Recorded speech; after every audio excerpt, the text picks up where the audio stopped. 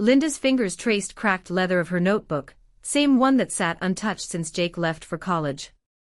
Toronto's autumn chill seeped through community center windows as she eavesdropped on a silver-haired woman bragging about her lit virtual journaling circle. 50 years old and taking notes from strangers online. Linda scoffed, until she caught herself craving that spark.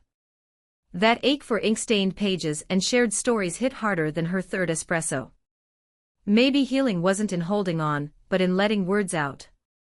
Linda's fingers traced cracked leather of her notebook, same one she'd bought decades ago on a whim outside Kensington Market, back when spontaneity didn't require pep talks.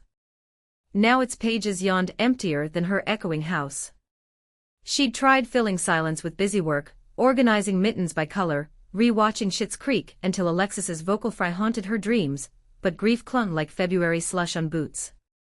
Her deepest fear wasn't loneliness, it was becoming one of those women who fossilized around absence, their lives shrinking like wool sweaters tossed in a dryer.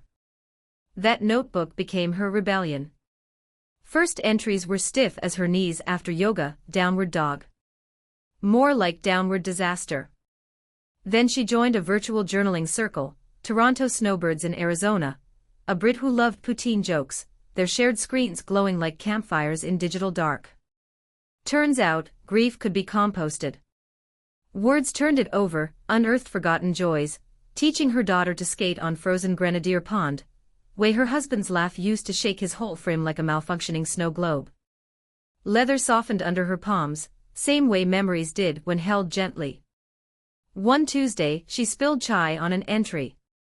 Instead of panicking, she laughed, blotches looked like tiny maple leaves. Later, she read it aloud to her online tribe. "Linda, that's lit," said a grandma from Texas. Outside, ice cracked on branches, making space for spring.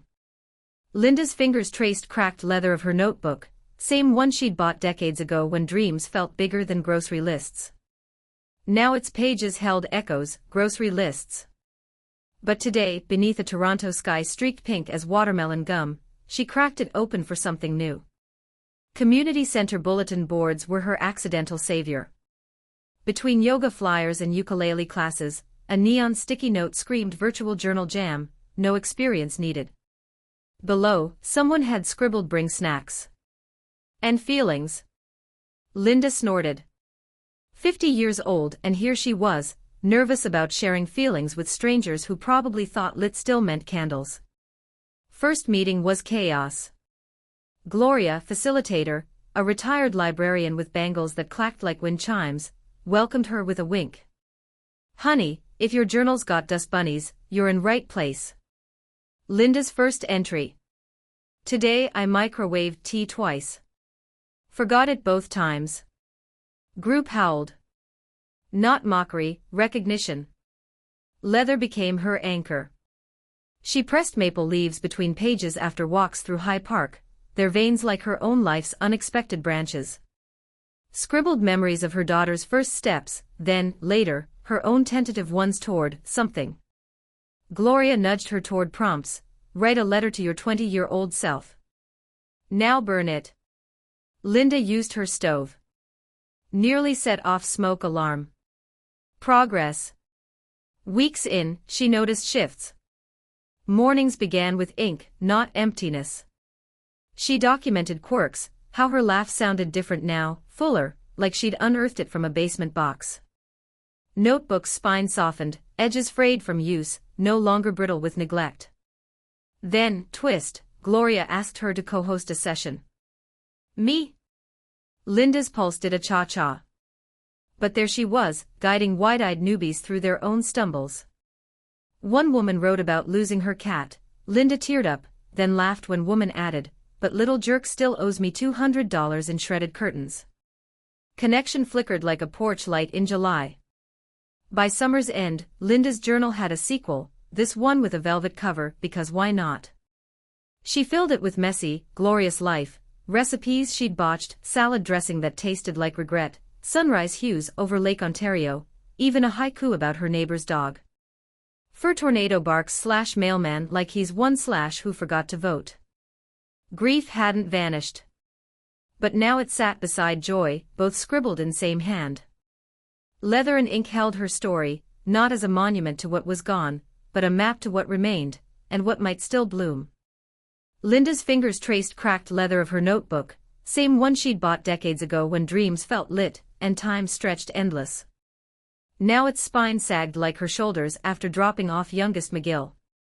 Toronto's autumn light slanted through blinds, highlighting dust motes dancing where soccer cleats once piled. She snorted. Who knew silence could weigh more than a teenager's laundry? Community center ads had promised renewal, but Linda almost balked virtual journaling circle for women 50+. Sounded like a knitting club crossed with tech support. Yet here she was, stubbornly clicking join meeting while her cat judged from armrest. Screen flickered to life revealing faces, some eager, others skeptical as her. One woman sported neon pink glasses, another clutched a mug declaring I survived menopause. Dry humor bubbled up. Maybe this wouldn't suck. First prompt, write about something you're avoiding. Linda's pen hovered. Empty nest wasn't problem, it was echo afterward. Who was she without permission slips and packed lunches?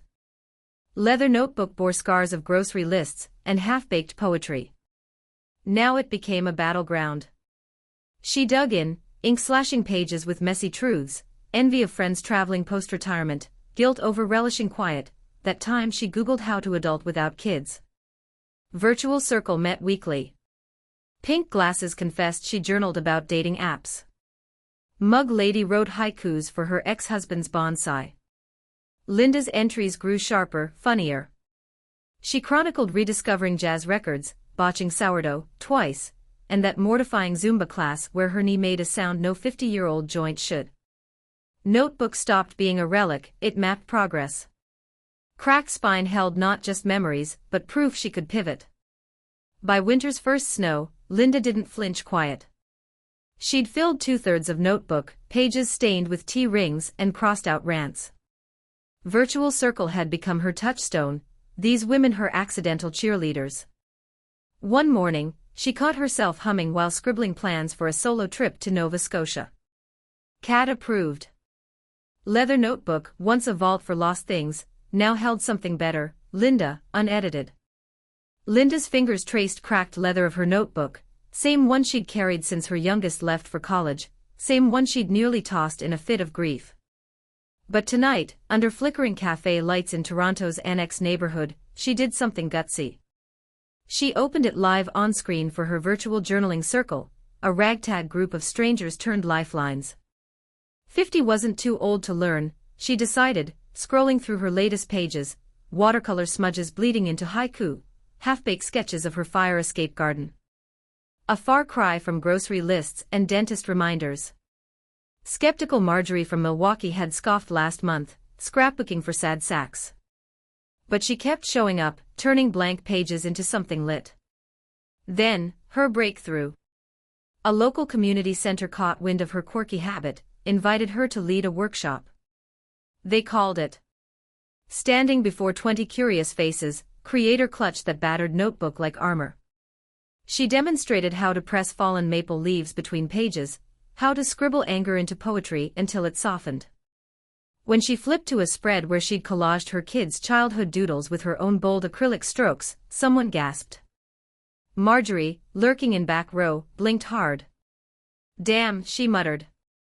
That's stunning. Laughter rippled as Linda fumbled her favorite pen, sending it rolling off stage. Age ain't ruined my reflexes, she joked, snatching it midair. Later, as she signed books.